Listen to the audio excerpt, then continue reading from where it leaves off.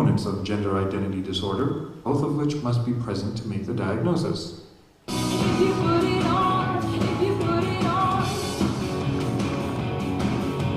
There must be evidence of a strong and persistent cross-gender identification, which is the desire to be or the insistence that one is the other sex. If you put it on, if you put it on.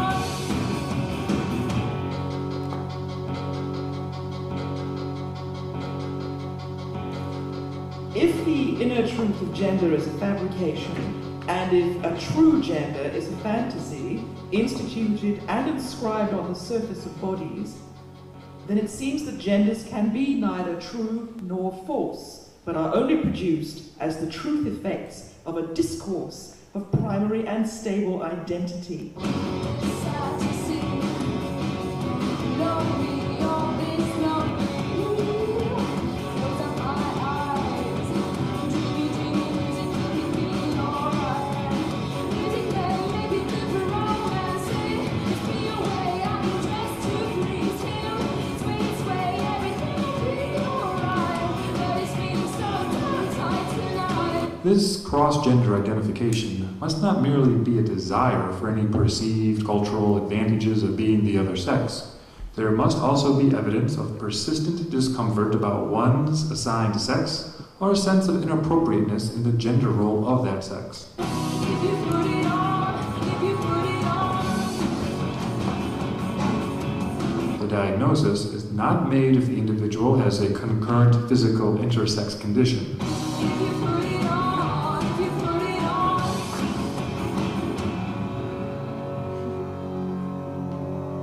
In the place of an original identification which serves as a determining cause, gender identity might be reconceived as a personal/cultural history of received meanings, subject to a set of imitative practices which refer laterally to other imitations and which jointly construct the illusion of a primary and interior gendered self, or parody the mechanism of that construction.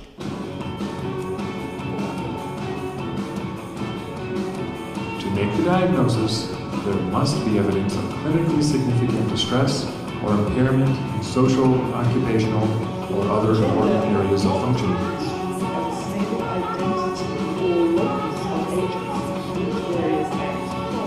Gender identity disorder can be distinguished from simple, non-conformity to stereotypical sexual behavior to the extent and pervasiveness of the cross-gender wishes, interests, and activities. In an exterior space through a stylized repetition. This disorder is not meant to describe a child's non-conformity to stereotypic sexual behavior as, for example, tomboyishness, girls, or sissyish behavior in boys. Must be understood as the mundane way in which bodily gestures, movements, and styles of various kinds constitute the Imagine illusion represents a profound disturbance of the individual's sense of identity with regard to maleness or femaleness. If you put it on, if you put it on. Behavior in children that merely does not fit the cultural stereotype of masculinity or femininity should not be given the diagnosis unless the full syndrome is present, including marked distress or impairment. Significantly, if gender is instituted through acts which are internally discontinuous, then the appearance of substance is precisely that, a constructed identity, a performative accomplishment which the mundane social audience, including the actors themselves, come to believe and to perform in the mode of belief.